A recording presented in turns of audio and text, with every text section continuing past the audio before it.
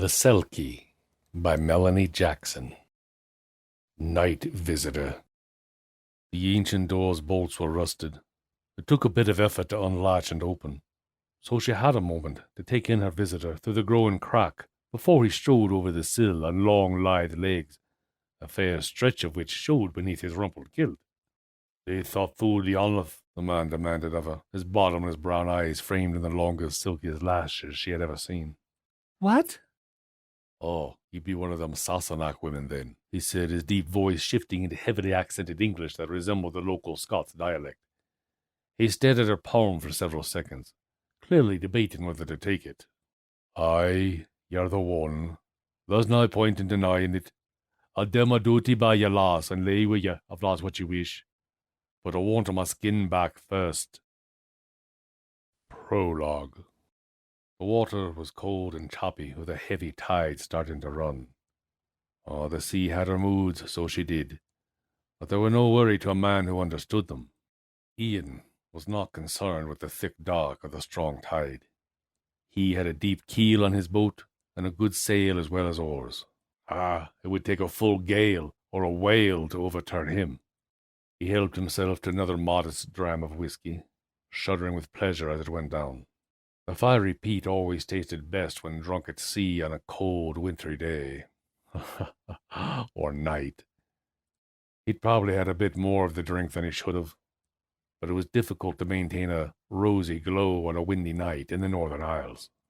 And he needed to stop the violent shivering or he couldn't man the oars, now could he? And he needed the bloody oars to hold his place in the water. At last! Something was glimmering down there in the inky sea. Ian quickly shipped the oars, leaned over the gunwale, hand extended. Now, the first time he'd seen her, he'd thought she was a giant sea worm coming to attack him, but he couldn't have been more wrong. Her name was Sia. She was a thin woman, and she was unbelievably bonny. Her name was a bit heathenish, perhaps, but after they were married, he'd call her Sarah after his grandmother. Aye, his father would like that. Ian smiled his welcome with blue-tinged lips and plunged his hand into the sea. Oh, but the face that rose out of the water was not his beloved's. It was dark and saturnine and half hidden in a tangle of wild black hair. It also had something very wrong with its mouth and jaws, which seemed to have splinters of jagged bone embedded therein. "Finman!" Ian jerked back and gave a small gasp, which turned into a yell as the black thing crawled into the boat after him. It knelt over Ian's prone and paralyzed body, and with what might have been a laugh, it grabbed the gunwales with impossibly long arms and tipped them both into the sea. The one sometimes called Ruairidh o Urusk came up onto the land and clambered up on the stone above the tide's highest reach. This was the 9th day, so he could easily leave his subaqueous home and walk upon the land as a man with no fear of lunar interference. He could, in fact, remain here for a year and a day, or for however long that he did not eat of land salt or run afoul of the tidal moon. He did not plan on this being a long visit, though his extended pilgrimage ashore would come on May Day, as it traditionally did for his people. After Beltane, when the door to their oceanic abode would be open to the world, and the young men of his kind would go forth to find mates. His father said that he and his brother were ready to travel far inland and begin his most important searches now. But Ruairidh preferred to honor tradition and wait. Anyway, being on land was uncomfortable for him. He would begin the annual search for a mate next Beltane Eve, just as he had always done. It didn't seem wise to break with tradition in a time when the people were disappearing.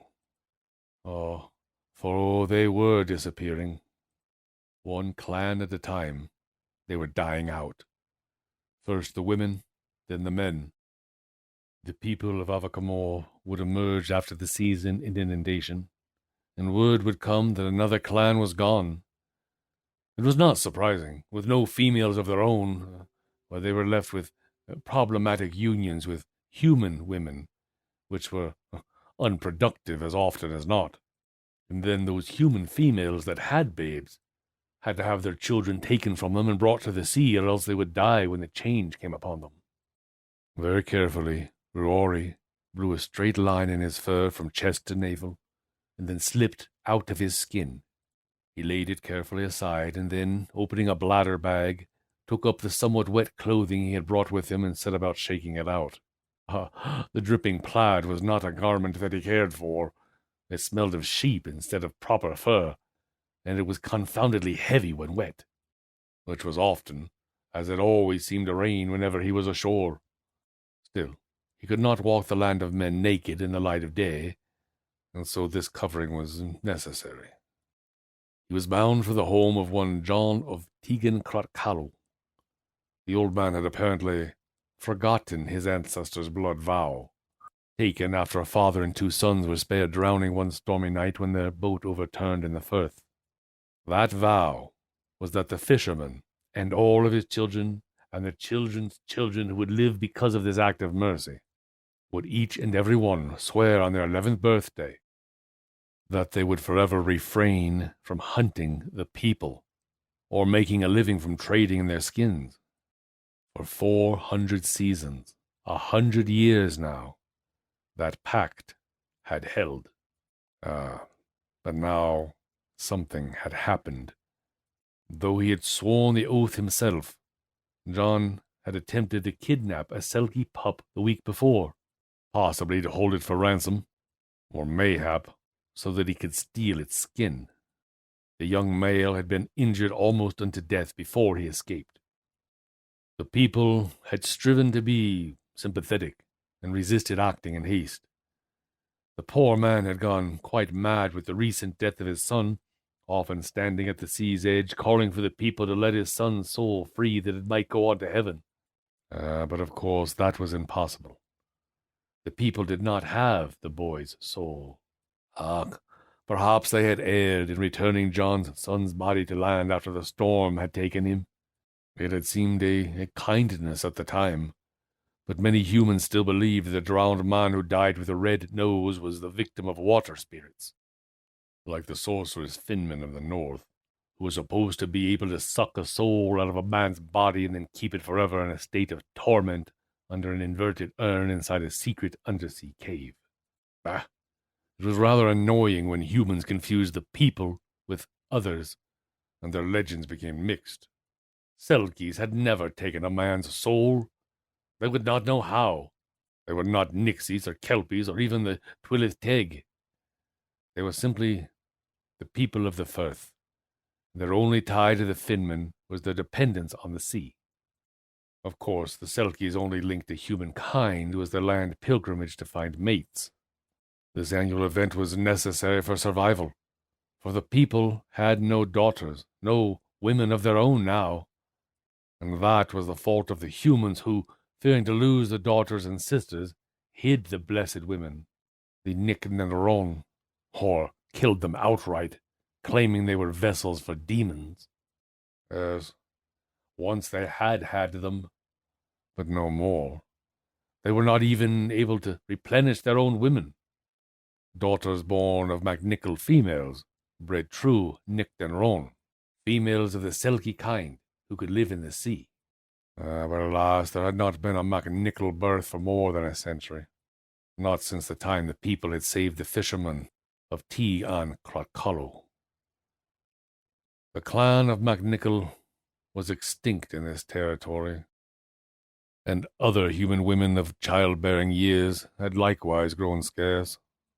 SELKIE births were fewer every decade now, though the recent human war might have made more willing women available through widowhood.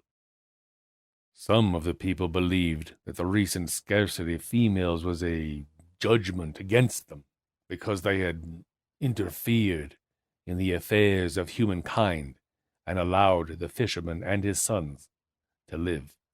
Their act had proven the SELKIE's existence, and not being able to stay silent on the miracle of their deliverance, the human fishermen had told others, and the SELKIE persecution had begun. The hunting of seals in the other places, and the hiding away of the women. Ruairidh shook his head, trying to clear his thoughts of this recurring concern. Being on land was always difficult at first.